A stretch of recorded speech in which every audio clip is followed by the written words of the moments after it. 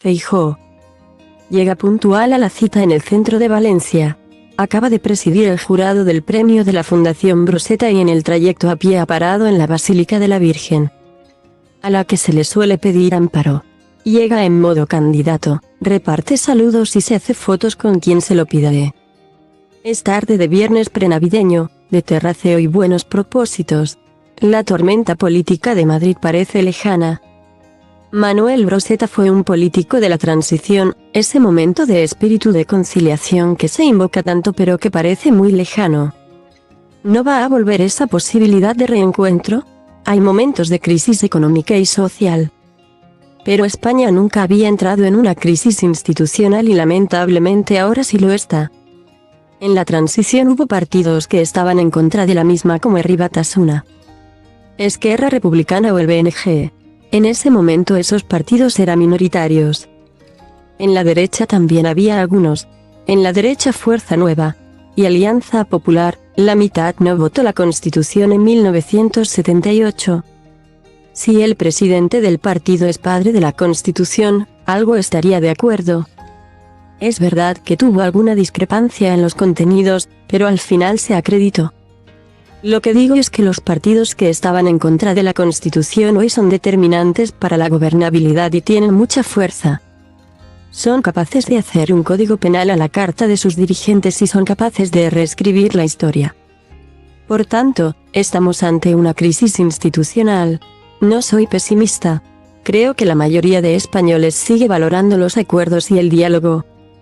2023 es un año determinante porque vamos a poder votar, va a ser clave para recuperar esa transición. Esa capacidad de entenderse con quienes estuvieron en contra de la Constitución no es una demostración de fuerza de integración de la democracia española. Si hubiesen aceptado las reglas de todos. Sí, pero siguen sin hacerlo. Bildu se niega a colaborar en los 300 asesinatos de los que desconocemos su autoría. ERC no acepta la Constitución y ha conseguido todo lo que quería, indultos y modificaciones del Código Penal. Que al final es una amnistía a todos los condenados por el proceso, y ya está pidiendo un referéndum. ¿Hasta cuándo puede tirarse este país acusaciones de golpes de Estado a la cara unos a otros? Lo más grave que falla en este momento es el espíritu constitucional del sanchismo. No me sorprende el protagonismo de Bildu o Esquerra. Lo que hemos perdido es el socio. El constitucionalismo ha perdido su socio, que es el PSOE. ¿Asume alguna parte de culpa de este clima tan airado? Siempre hay responsabilidades en un clima inadecuado. Pero cuando estás en el gobierno tienes una responsabilidad inexcusable, que es ser el presidente de todos los españoles. ¿Tiene sentido que unos condenados tengan la capacidad de escribir con su bolígrafo el Código Penal, derogando los delitos que han cometido? ¿Tiene sentido que una parte del gobierno diga que los jueces son fachas con toga? Seguro que todos tenemos una cuota de responsabilidad. Pero desde que llevo de presidente del partido, le aseguro que he intentado entenderme, trazar puentes y lo que me he encontrado son descalificaciones y muros. ¿Pero el bloqueo del Poder Judicial es justificable 4 años después? Si toda la acusación es esta, comprenderá que no es mucho. En julio mando un documento al gobierno y no fui ni contestado con acuse de recibo. En octubre presenta la dimisión el presidente del Tribunal Supremo y es cuando me llama. Se acredita el desinterés por el Consejo. Después el gobierno interviene el Poder Judicial mediante una ley orgánica y le arrebata todas sus competencias. Con estos antecedentes, intentamos hacer lo que nos dijo la Comisión Europea. Una nueva ley una vez que se cumplan los requisitos elijamos al Consejo, estábamos en ello. Estaban a punto de firmar. Correcto. Y antes de llegar a los miembros del Consejo, esa ley en la que estábamos queda derogada por otra ley que de forma simultánea se estaba negociando con los independentistas. ¿No podía ser independiente un hecho de otro? ¿Cómo puede entrar en el Congreso una ley que busca la despolitización de la justicia y otra en la que le damos a los políticos condenados la redacción del Código Penal?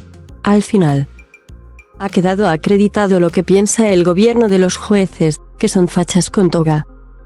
Y los diputados y los ministros consideraron un golpe el hecho de que un partido presente un recurso ante el Constitucional. Algo tan democrático como someterse a los tribunales cuando hay una discrepancia. Esto no tiene ni un solo antecedente. ¿A usted no le interesa que se mantenga esta composición del Poder Judicial? En absoluto. Lo que le interesa al gobierno es buscar una coartada para modificar las mayorías en el Constitucional. Nombrar a 2 cargos del gobierno y decir al Consejo que no pueden ejercer sus competencias. Doy por hecho que no van a retirar el recurso como pide el gobierno. Yo aceptaré lo que diga el Constitucional y el gobierno. No. El Parlamento y el debate también cuentan, ¿no? El Parlamento ha sido cercenado en sus derechos. Porque cuando se estaba tramitando un código penal, con eliminación de la sedición, de repente aparecen 2 enmiendas para modificar 2 leyes orgánicas. ¿Cómo es posible que un gobierno democrático le diga a la oposición que tiene que retirar un recurso? Es un acto autoritario escalofriante. Veamos si está de acuerdo en algo con el gobierno. Cataluña no está mejor que en 2017. Los independentistas están mucho mejor que en 2017 porque mandan en Cataluña. Han quedado exentos de responsabilidad y mandan en el gobierno de España. Eso es un hecho. La calle en Cataluña está también más tranquila. Lógico. Si los independentistas nunca han tenido tanta determinación en España y nunca han mandado tanto en Cataluña, me parece más sensato que hubiesen indultado a todos, pero que no toquen el Código Penal para que, como dice Junqueras, ahora sea más fácil volver a hacerlo. ¿No hay demasiadas acusaciones de fascistas y filoetarras? Cuando está de diputada la directora del diario Gara, en cuyas portadas aparecían las personas a las que ETA ponía la diana, al menos es legítimo recordar que Milito simpatizó o mantuvo una complicidad con una banda terrorista. Uno tiene derecho a cambiar. Pero uno tiene derecho a recordar la historia también. Llegó con una vitola de perfil moderado. ¿Se ha visto obligado a meterla en el armario? Al contrario. Yo voy a seguir siendo moderado porque no sabría ser otra cosa. Eso sí, no me pida usted que no defienda la Constitución o que no le podemos decir a Bildu que es el protagonista de la memoria democrática. Eso no es ser moderado, eres un irresponsable si te callas todo eso. El PP está en manos del gran poder económico y la derecha mediática. Yo vengo de un pueblo. He nacido en una aldea y mi padre se quedó en el paro. Son lamentables este tipo de acusaciones por burdas. Hay gente que piensa que los españoles no tienen memoria y no es un pueblo inteligente. Con todo este contexto, la moción de censura cree que no es conveniente. ¿Sería hacer el juego a Abascal? Cada partido tiene una propuesta. Abascal ha dicho que está pensando en esa moción y está buscando un candidato. No lo encuentra. Cuando no sabes quién debe ser el candidato a la presidencia del gobierno. Digamos que es una moción cuando menos de política ficción. Yo he dicho que esto es blanquear lo que ha hecho el PSOE y fortalecerlos. Lo que quiero son 8.000 mociones de censura en los 8.000 ayuntamientos españoles en mayo. Y quiero mociones de censura en las comunidades donde esté gobernando los socialistas con los nacionalistas. Y quiero urnas, no una de 350 votos en el Congreso. Quiero miles de urnas. ¿Se ha arrepentido muchas veces de dejar Galicia con todo lo que le ha tocado vivir en estos meses? Es una decisión que una vez tomada no tiene vuelta atrás. Ahora mi objetivo es servir al conjunto de los españoles, no solamente a una parte de ellos. González Pons fabula en su último libro sobre el sueño de un gobierno de PP, PSOE y liberales frente a la radicalidad. ¿Es para usted un proyecto deseable? Cuando en 2016 ganó Rajoy por poco, defendí distintas opciones, un gobierno de concentración, un pacto de legislatura, y el no es no de Sánchez nos obligó a volver a votar. En la segunda votación volví a defender lo mismo y el no es no de Sánchez esta vez tuvo el efecto de que fue destituido y se desbloqueó la gobernabilidad. Defendí lo mismo en 2018, cuando Sánchez gana, que era bueno hablar con el PSOE. Pero llegó el acuerdo del abrazo. Por lo tanto, no me parecería mal que el PSOE volviese a los grandes consensos. ¿Preferiría no tener la presión de Isabel Díaz Ayuso dentro del partido?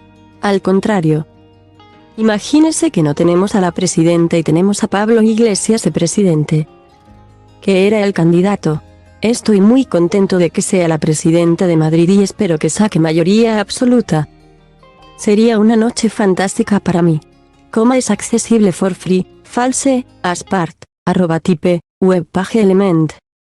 Is accesible for free, false, CSS selector closed content.